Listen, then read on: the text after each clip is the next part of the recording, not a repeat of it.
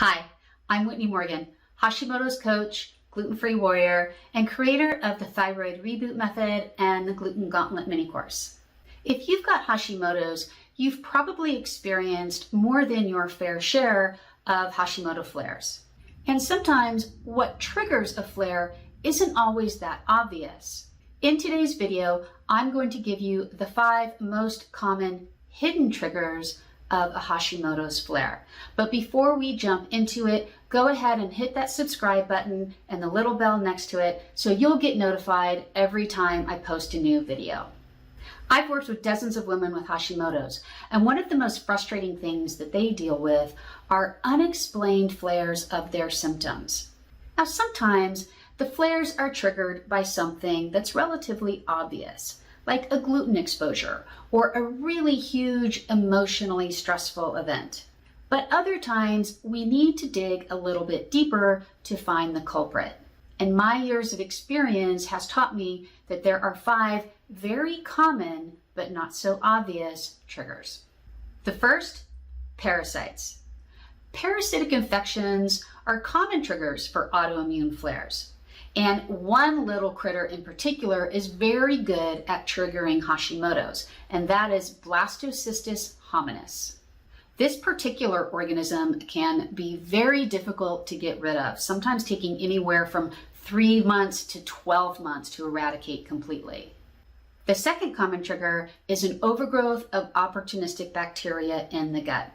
And these organisms are normal to the gut. They're supposed to be there.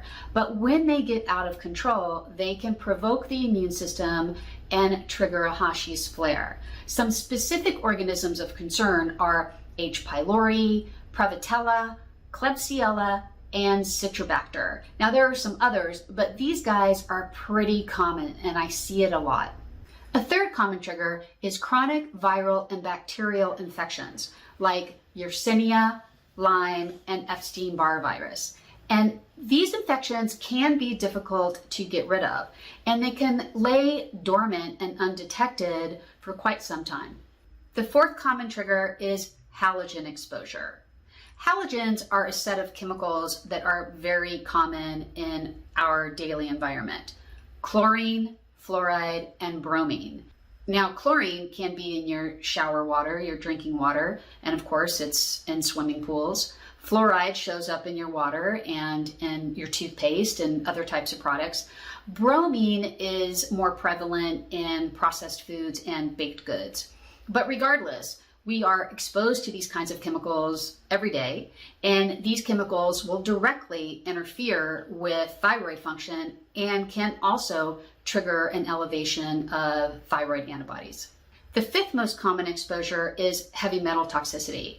And specifically, the most common heavy metal that I see triggering Hashimoto's flares is mercury. And I'm talking inorganic mercury, which comes from amalgam fillings or from exposure in utero.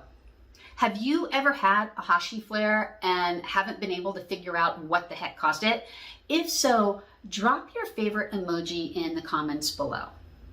It's not always easy to unravel the mystery of a Hashimoto's flare. And it's not unusual for one or more of these triggers to be hanging out in your body, just waiting for an opportunity to provoke your immune system and send your thyroid antibodies through the roof. And testing for these hidden triggers is part of steps 2 and 3 of my Thyroid Reboot Method. So to learn more about this method and how to rebuild your thyroid function from the ground up, go ahead and click on the link that I provide in the video description. And if you're watching the replay on Instagram, just head to my bio link. Thanks for watching, and if you found this video helpful, you can let me know by liking it, subscribing to my channel, or sharing it with a friend who has Hashimoto's. And as always, if you have questions, please leave them in the comments. I do try my best to answer each and every one. Thanks again. I'll see you next week. Bye.